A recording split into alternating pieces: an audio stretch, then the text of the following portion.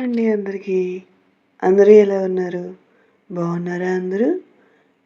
Welcome to the ఆడియన్స్‌తో కథలు YouTube channel. ఈరోజు మనం చెప్పుకునే కథ కుటుంబం 11వ భాగం. ఇక స్టోరీలోకి వెళ్తే, నాకంటూ ఒక గుర్తింపు, నా ఫ్యామిలీ సపోర్ట్ లేకుండా ఈ ఇండస్ట్రీలో తెచ్చుకోవాలనుకుంటున్నాను అంటుంది అలేఖ్య. నిజంగానా అని అడుగుతుంది వేద. నిజం వదినా, ఒట్టు అంటుంది అలేఖ్య. సరే అయితే నీకు నేను హెల్ప్ చేస్తాను అంటుంది వేద. అయితే మరి ఇప్పుడు ఇతన్ని ఏం చేద్దాం వదినా అంటుంది అలేఖ్య. నువ్వేమీ కంగారు పడకు అలేఖ్య. వాడు అంత ఈజీగా ఎలా చచ్చిపోతాడు? అది నువ్వు కొడితే. అయినా నువ్వు ఒకరు చచ్చిపోయేలా కొట్టగలను అని అనుకుంటున్నావా అంటుంది వేద. ఆ మాటలకు అలేఖ్య వింతగా వేద వైపు చూస్తూ, అంటే నీ మాటలకు అర్థం ఏమిటి వదినా? అతను చచ్చిపోలేదా, బ్రతికే ఉన్నాడా అంటుంది అలేఖ్య కన్ఫ్యూజన్ ఫేస్తో. దానికి వేద నవ్వుతూ, అవును, వాడు బ్రతికే ఉన్నాడు అంటుంది. ఏంటి వదినా ఇలా చేసావు? నేను ఎంత కంగారు పడ్డానో తెలుసా? అయినా ఎందుకు ఇలా చేసావు వదినా అని అలేఖ్య అంటుంది. దానికి వేద, అలేఖ్య, నువ్వు ఇంకా వెనుకకు తిరిగి చూడకు, నేను వాడి సంగతి చూసుకుంటాను అంటుంది. ఏంటి వదినా, వాడిని నువ్వు ఇప్పుడు కొడతావా అని అడుగుతుంది అలేఖ్య. నేనేమీ అలా చేయను కానీ అని వేద డైరెక్టర్ ఫొటోస్ తన ఫోన్లో తీస్తుంది. ఆ ఫోటోలను తను కిరణ్కి పంపించి కిరణ్కు ఫోన్ చేస్తుంది. అదే టైంలో కిరణ్ అభికి ఫైల్స్ చూపిస్తూ ఉండగా ఫోన్ మోగుతుంది. సారీ సార్ అని కిరణ్ ఫోన్ లిఫ్ట్ చేస్తాడు. గుడ్ మార్నింగ్ వేద మేడం, ఏం చేయాలో చెప్పండి మేడం అని అడుగుతాడు. కిరణ్ గారు, అభి కిరణ్ను చూస్తూ ఉంటాడు.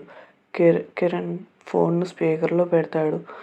మరి ఏమీ లేదు కిరణ్ గారు, మన అలేఖ్య తనతో మిస్బిహేవ్ చేసిన ఒక డైరెక్టర్ను కొట్టింది. వాడు స్పృహ తప్పి పడిపోయాడు. మేము ఇక్కడ ఒక హోటల్ గదిలో వాడిని కట్టి పడేసాము. వాడు చేసిన పనికి ప్రూఫ్స్ కూడా ఉన్నాయి. మీరు వాడిని పోలీసులకు అప్పగించండి. మన అలేఖ్య పేరు అసలు బయటికి రాకూడదు. అలాగే వాడి జీవితంలో మళ్ళీ ఏ యాడ్ను డైరెక్ట్ చేయకూడదు అని అంటుంది వేద. నేను సరిగ్గానే వింటున్నానా? వేద మేడం ఒకరిని కట్టి పడేశారా? ఫోటోలు తీసి నాకు పంపించారా? ఈవిడలో ఇంత ధైర్యం కూడా ఉందా అని అనుకుంటాడు కిరణ్ మనసులో. వేద మాటలు విన్న అభి సరే అని చెప్పమని కిరణ్కు సైగ చేస్తాడు. సరే, ఓకే మేడం, నేను చూసుకుంటాను మేడం, మీరు అలేఖ్య మేడంను తీసుకుని అక్కడి నుండి వెళ్ళిపోండి అని అంటాడు కిరణ్. ఓకే సరే, థ్యాంక్స్ కిరణ్ గారు, మీకు నేను ఫొటోస్ పెట్టాను చూడండి అని ఫోన్ పెట్టేస్తుంది వేద. దాంతో అలేఖ్య, మనం ఇక ఇంటికి వెళ్దామా అంటుంది వేద. అలేఖ్య తలదించుకుని ఉంటుంది. ఏంటి అలేఖ్య ఆలోచిస్తున్నావు అని అడుగుతుంది వేద. నేను ఇంటికి వస్తే తాతయ్య ఒప్పుకుంటారా వదినా అంటుంది అలేఖ్య. తప్పకుండా ఒప్పుకుంటారు. ఆ సంగతి నేను చూసుకుంటాను, నువ్వేమీ భయపడకు, పద ముందు ఇంటికి వెళ్దాం అంటుంది వేద. ఇద్దరూ ఇంటికి బయలుదేరుతారు. ఆఫీస్లో అభి, ఏంటి కిరణ్, మీ వేద మేడంకు నువ్వెప్పుడు ఇంత క్లోజ్ అయ్యావు? నా భార్య నాకు ఫోన్ చేయకుండా నీకు ఫోన్ చేస్తుంది అని అడుగుతాడు అభి కిరణ్ను. అదేంటి సార్ అలాగంటున్నారు? మనసులో సార్ మేడం విషయంలో పొసెసివ్నెస్ ఫీల్ అవుతున్నారు అని అనుకుంటాడు. ఏదైనా అవసరం ఉంటేనే ఫోన్ చేస్తారు అంటాడు కిరణ్. అదే అంటున్నాను కదా నేను కూడా అంటాడు అభి. సార్ ఒక పని చేస్తాం ఎలా ఉంటుంది? ఈ ఫోన్ మీ దగ్గర ఉంచండి. నేను వేరే ఒక ఫోన్ తీసుకుంటాను అంటాడు కిరణ్. అభి ఆ ఫోన్ తీసుకుంటాడు. నీ కొత్త ఫోన్‌కు కావాల్సిన అమౌంట్‌ను కంపెనీ ట్రాన్స్ఫర్ చేస్తుంది నీకు అంటాడు Abhi. Thank you sir. Thank you very much అంటాడు కిరణ్.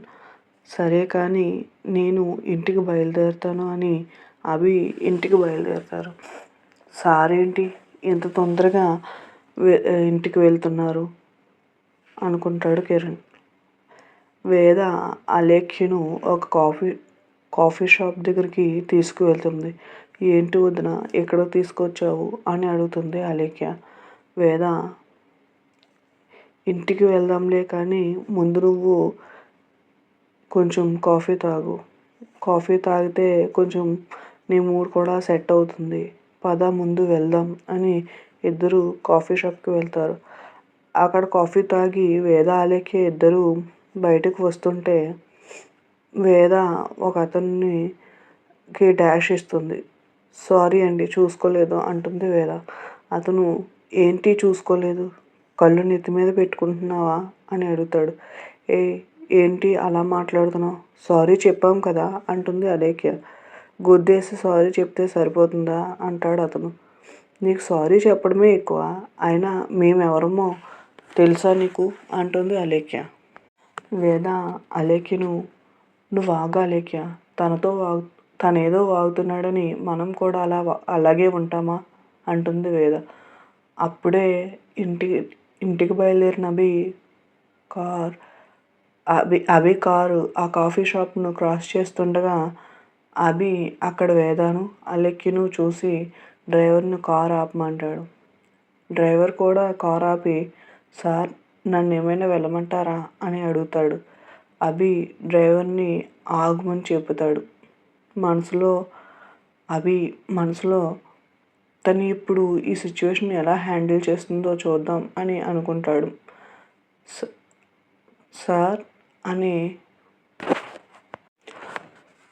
సార్ నేను వెళ్ళి మీరు ఇక్కడే ఉన్నారని మేడంకి చెప్పనా అని అడుగుతాడు మళ్ళీ డ్రైవర్. అవసరం లేదు నువ్వు కారులోనే ఉండు అంటాడు అభి. వేదతో ఆ వ్యక్తి చాలా దురుసుగా మాట్లాడుతూ ఉంటాడు. అయినా పెళ్ళయిన అమ్మాయిలా ఉన్నావు చూసుకునే పని లేదా అంటాడు అతను.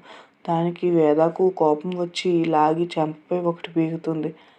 దానితో అతను నన్నే కొడతావా నిన్ను అంటూ కొట్టడానికి వెళ్తుంటే వేద అతని చెయ్యి వెనుకకు మెలిపెడుతుంది. అది అక్కడ చుట్టూ ఉన్న వారందరూ చూస్తూ ఉంటారు. అభి వేద చేసిన పని చూసి నిన్ను చాలా తక్కువ అంచనా వేశాను వేద అనుకుంటాడు అభి. ఏం చేస్తున్నావు అని అరుస్తాడు అతను. ఏది ఇప్పుడు మాట్లాడు అంటుంది వేద. నా చెయ్యి విరిగిపోయేలా ఉంది వదులు నా చెయ్యి అంటాడు అతను. వదులుతాను కానీ మళ్ళీ ఎవరితోనైనా ఇలా బిహేవ్ చేస్తే నీ చెయ్యి విరిచి చేతిలో పెడతా జాగ్రత్త అంటుంది వేద. సారీ అండి అని అతను చెప్తాడు. ఇక పద అలేఖ్య మనం వెళ్దాం అని వేద అలేఖ్య కారులో ఇంటికి బయలుదేరుతారు. వాళ్ళు వెళ్ళిన తర్వాత అభి కూడా ఇంటికి బయలుదేరుతాడు. కారు ఇంటి ముందు ఆగిన తర్వాత అలేఖ్య కారులోంచి దిగి అక్కడే నించుంటుంది. వేద అలేఖ్య చేయి పట్టుకుని లోపలికి పద అంటుంది. అలేఖ్య సైలెంట్గా వేద కళ్ళలోకి చూస్తుంది. వేద కళ్ళల్లోకి వేద కళ్ళల్లో కనిపించిన ధైర్యం చూసిన తర్వాత అలేఖ్య కూడా కొంచెం ధైర్యం తెచ్చుకుని లోపలికి వెళ్తుంది. అలేఖ్యని చూసిన అలేఖ్య వెంటనే హాల్లో వాళ్ళ తాతయ్య గురించి వెతుకుతుంది. కానీ రాఘవయ్య గారు అక్కడ ఉండరు. కానీ హాల్లో అర్జున్ ఉంటాడు. థ్యాంక్ యూ అండి. Thank you very much. ఈ కథ కనుక మీకు నచ్చినట్లయితే ఆడియన్స్తో కథలు యూట్యూబ్ ఛానల్ని లైక్ చేయండి, షేర్ చేయండి, సబ్స్క్రైబ్ చేయండి. Thank you. Please like.